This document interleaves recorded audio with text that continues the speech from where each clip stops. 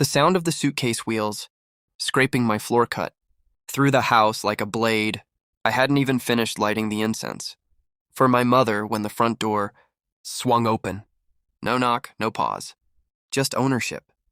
My mother-in-law stepped in, dragging 2 bulging suitcases behind her, her lips tight with purpose. "I'll be the one living in this house," she said, scanning the walls like she was already rearranging them. "If you don't like it, my DIL can just leave." The words landed heavy, final. I didn't turn around. I was still standing in front of my mother's photograph, my fingers trembling, my grief raw and open like a wound. I felt something else then. Not shock, recognition. This was planned. Behind her, my husband froze, his face drained of color. "Mom," he said quietly, too quietly, "don't you know anything?" That was the moment I knew this wasn't just cruelty. It was a miscalculation. When I first met her, she smiled with her whole mouth, but never her eyes. She hugged too tight, asked too many questions, and praised me in public while correcting me in private. I mistook control for concern. I was young enough to believe effort could earn acceptance. Back then, my husband stood between us like a buffer. He said things like, "She means well and you're reading too much into it." I trusted him. I trusted the life we were building. I trusted that the house my mother insisted on putting in my name was just a formality.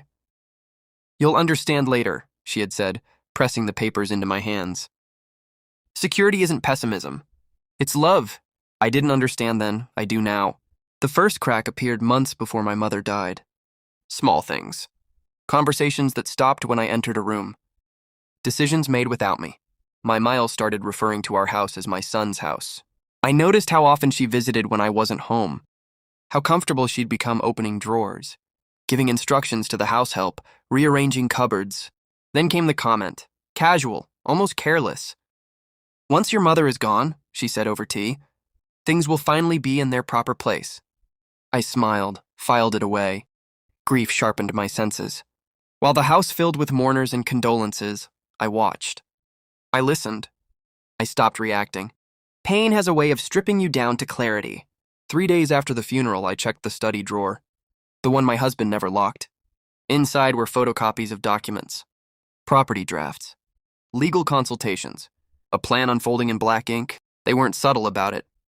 They assumed I wouldn't look. They assumed grief had made me weak. That night, I cried alone.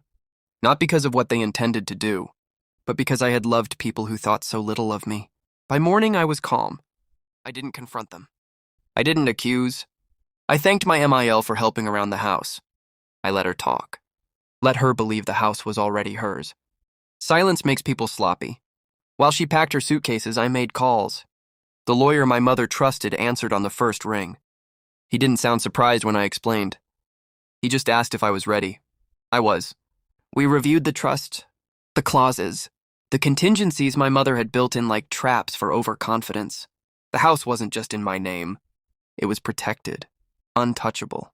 Any attempt to claim it without my consent would trigger consequences. Financial ones, legal ones, public ones. I let my husband continue his performance. Let him avoid my eyes. Let him pretend this was all happening to him instead of because of him. The day she moved in, I cooked her favorite meal. I watched her unpack into the master bedroom. I listened as she spoke about redecorating, about bringing her friends over, about how some women never really become part of a family. That evening, I placed a folder on the dining table. She noticed it immediately. "What's that?" she asked. "Something my mother left me," I said. "I thought it was time you saw it." She opened it. Her confidence cracked line by line. Her fingers slowed. Her breathing changed. My husband leaned forward, reading over her shoulder. "This house," I continued, "belongs to me. Not sentimentally, legally, completely. Any attempt to occupy it without my permission constitutes trespassing. Any attempt to claim ownership activates penalties you can't afford." She laughed. A sharp, brittle sound. "You think papers can scare me?" I turned to my husband. "Tell her!" He swallowed. "Mom, the trust. It's airtight." Her smile faltered. "And," I added, sliding one last document forward, "the emails, the messages, the legal advice you sought behind my back. They're all time-stamped, stored, ready." Silence pressed down on the room. "You planned to remove me while I buried my mother," I said softly. "That was your mistake. She stood up so fast her chair scraped the floor. "You ungrateful—" "Leave," I said. She looked at my husband. He didn't move. "Now," I repeated. Her bags stayed unpacked. The door closed behind her with a sound that felt like an ending.